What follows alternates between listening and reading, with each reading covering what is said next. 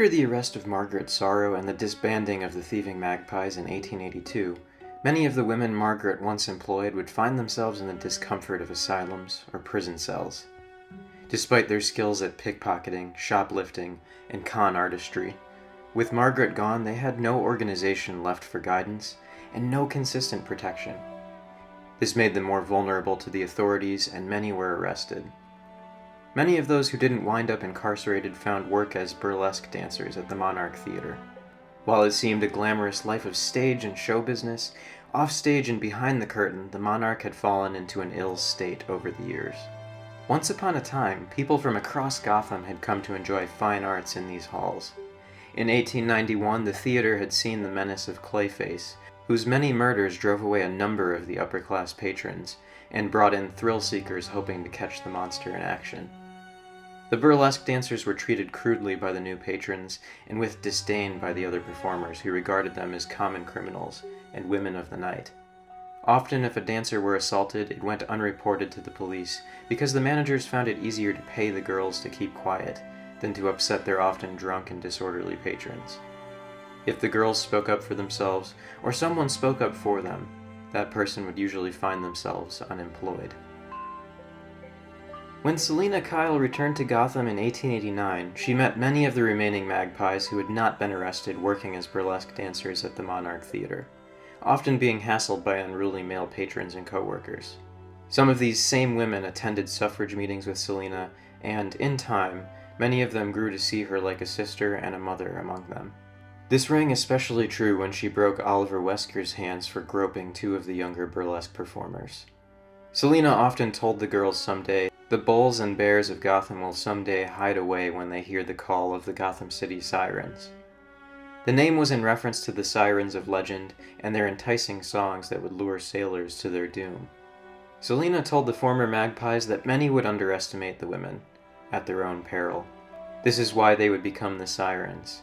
Because of this, the men of Gotham who had pushed their voices down wouldn't expect it when the voices of women were finally heard, and change came to Gotham. When Sister Leslie Tompkins was killed by Jack the Ripper in 1892, she left the orphanage at St. Caldwell's to the care of Selina, who promptly established the orphanage as the Gotham Women's Suffrage headquarters, as well as the primary address for her charity to improve the lives of Gotham's youth. Selina hired the former Magpies as her staff to help run things and care for the children. She trained any of the girls who wished to read and write. Selina made sure the education Sister Leslie once offered the youth of Gotham was still available. In addition to the usual subjects, Selina and the girls taught etiquette, sewing, and other skills to the children. Before long, as the Catwoman, Selina taught the girls the arts of self-defense and deduction. These, combined with their once sharp thieving skills, made the former Magpies into formidable young women. In spite of this, they were still few in number. Some in Gotham, like Mayor Tolliver, often found ways to publicly resist the group's actions. Occasionally, suffragettes would be arrested for protest, or a scathing media editorial would come out condemning the group as former criminals. Two notable suffragettes that studied under Selina and the Sirens were Vesper Fairchild and Victoria Vale. They went on to become two of Gotham's first female journalists, and Victoria Vale was among the first women to receive a Pulitzer in the mid-1920s. Victoria and Vesper helped fight back against the hatred towards the group in the newspapers by spreading the messages and goals of equality the group advocated for. 11 months passed between the death of Jack the Ripper and the return of the Batman to take on the Double Man in December 1892. During that time, Selina tracked down many of the Magpies who had been incarcerated, and using some of the inheritance Sister Leslie left behind, paid for their bail and freedom, asking in return only that they come into her employ, eventually amassing a group of 39 women answering to her. What had once been 40 thieves were now 40 of what Selina called the Gotham City Sirens. Women walked the streets of Gotham a little safer, knowing that one of their neighbors could be one of the most well-trained fighters in Gotham.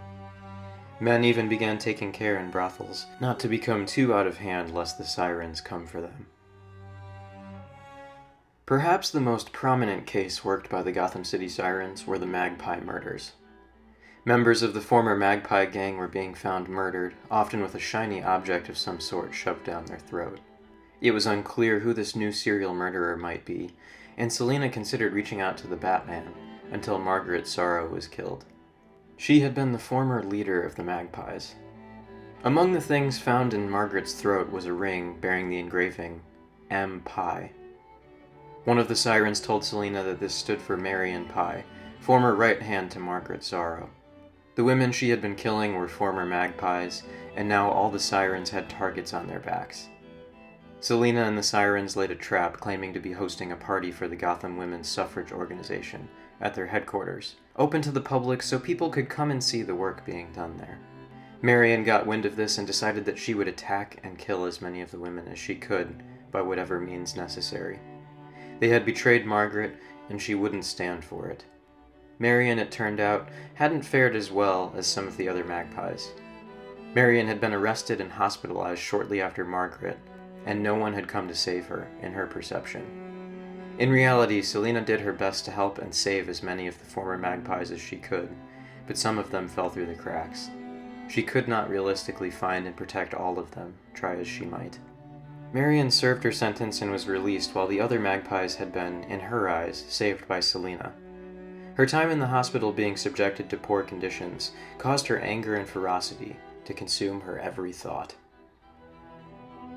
Marion concealed knives in an elaborate outfit adorned with black and white feathers and made her way to the event. Eyewitnesses say she seemed to glow under the candlelight and could charm anyone who crossed her path. Marion snuck into the kitchen and killed the chef, starting a fire in an effort to cause mass panic and allow for more victims. What Marion did not expect was for the Catwoman to arrive and engage her in combat. Marion was enraged that her revenge on Selina Kyle had been interrupted. The Catwoman asked why Marion wanted to kill Selina so badly. Marion told her that she had seen the former Magpies receive aid from Selina, while she herself was left to suffer. This struck Selina to her core. She hadn't realized that her efforts had not reached all of the former Magpies. It made her question whether she had actually done everything in her power. As the Sirens rushed to put out the flames, the Catwoman and Marion battled with great fierceness until Selina was forced to knock Marion unconscious, because no amount of reasoning seemed to reach her. The Sirens escorted Marion to the GCPD, and Selina dressed the many cuts she had suffered from Marion's knives. All this newfound attention landing in her lap made Selina a prime candidate for the Gotham World's Fair Planning Committee. This brought Selina back into the life of Bruce Wayne. Mayor Tolliver hated this, and he made sure Selina knew it. She was often separated from the main event planning and left to meals or speeches rather than what Mayor Tolliver called important men's work. Despite this, one newcomer was thrilled to hear all her ideas. His name was Ian Ashton. He told Selina that in Europe, he had seen women on the royal throne. He told Selina that she would make an excellent queen of Gotham. Selina was immediately wary of Ashton. She had heard flattery like this before from other men. In spite of this, she brushed off his flattery and was at least cordial to him. When the horrible events that led to Harvey Dent's incarceration as the Double Man took place, Selina briefly confided in Ashton, though she had no idea he had been the one to goad the fight between the two men. Selina loved Bruce Wayne. Ashton could see it, but he didn't care because as time went on, he too fell for Selina. Selina thought little of it as she constantly had people vying for her attention, but, in Ashton's mind, Selina only had eyes for a man who seemingly did not pay her heed. Though she may have thought little of it, this friendship with Ashton would put the Catwoman in a great, terrible, and puzzling peril.